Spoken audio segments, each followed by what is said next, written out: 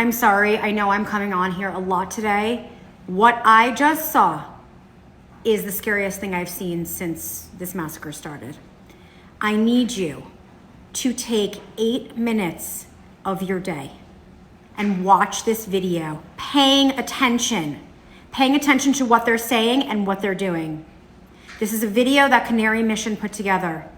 It is highly comprehensive, and it is a warning.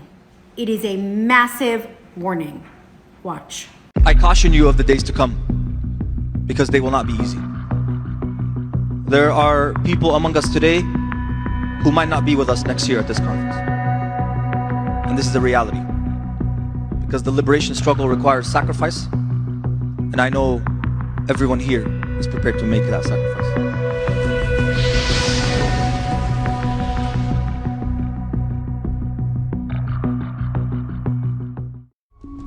In May 2024, over 100 organizations gathered for the People's Conference for Palestine in Detroit, Michigan.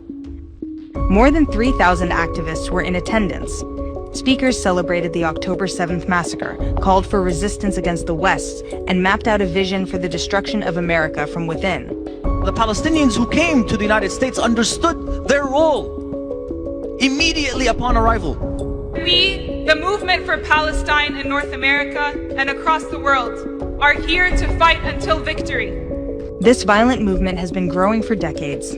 It's made up of groups including Within Our Lifetime, Students for Justice in Palestine, the Palestinian Youth Movement, and many others.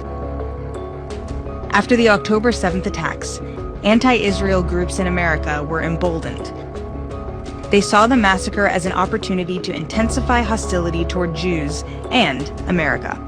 When I think about the USS, it should burn! Death to America! As the movement worked non-stop to legitimize the Hamas attack, the activists openly flaunted their hatred of Jews and Israel through protests, vandalism, encampments, and violent assaults, both in the streets and on college campuses. Flags of terror organizations became commonplace in public spaces.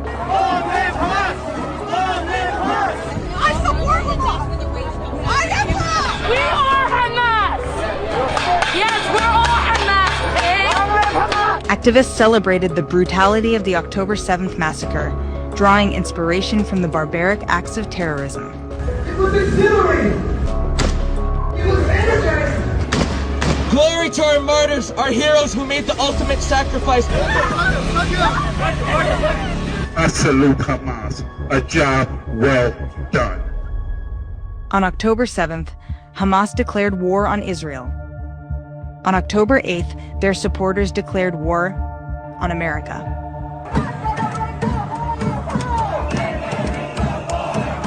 It is time to bring the war home! It is time to smash this empire! The goal of the movement is not just to destroy Israel. Their primary target is the U.S. Empire will fall! Empire will fall! They call America the enemy, the beast, or simply, empire.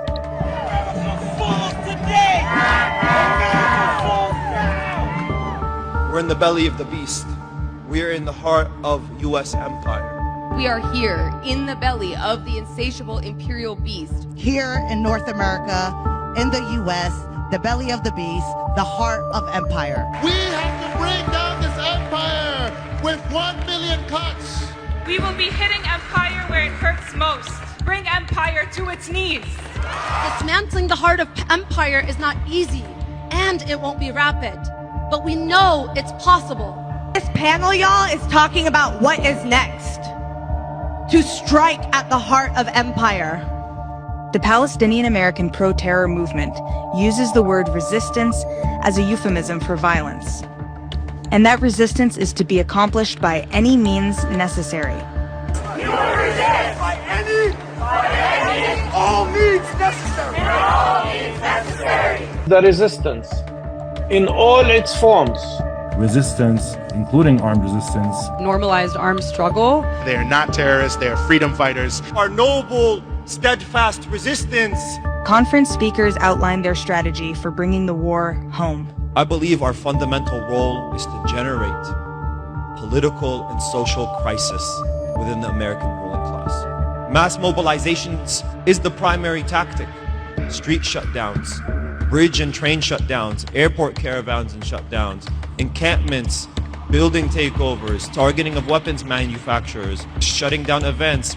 We will be here in the streets, on our campuses, in our classrooms, in our workplaces every day. We have made the situation untenable for the empire's ruling classes and the political establishment. They have created a disruptive movement made up of students and faculty, turning young minds into anti-American extremists. Our movement has helped transform students into revolutionaries. Iran, Hezbollah, Hamas, and other factions that fight American hegemony in the region. People who are 18 and 19 years old on campuses truly understand these ideas now. Protesters target cultural and historical landmarks, seeking to destabilize the foundations of American society. They are openly hostile to law enforcement and engage in violent opposition toward the police.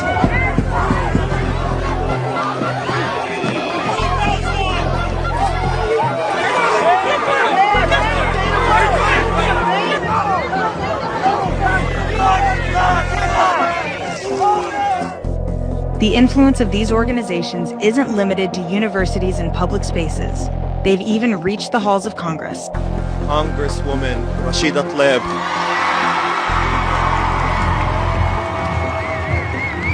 We're gonna move Congress, and we're gonna move the White House. We're not going anywhere. Free, free Palestine! The influence of these violent groups is growing, and they are working towards their goal of dismantling America. Our struggle is a long struggle, and one that stands on the shoulders of thousands of martyrs and thousands of fighters who have committed and who are committing their lives to lay the ground for the revolution we see ahead of us today. Gaza tells us to escalate for it. That can mean so many different things, but what I will tell you is we need to start sacrificing.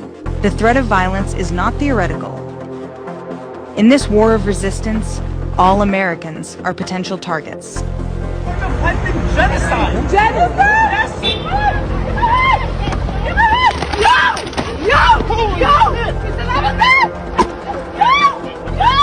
These organizations are determined to achieve their revolution, whatever the cost, by any means necessary. Resistance, by any means necessary. If the enemy refuses to die, it must be killed. There is only one solution. The Palestinian diaspora in North America has committed its martyrs for this cause. Students have brought the war home. It is either victory or death. Either victory or death. They're losing their ability to control us. And this means that now the gloves are off, and quite frankly, anything is possible.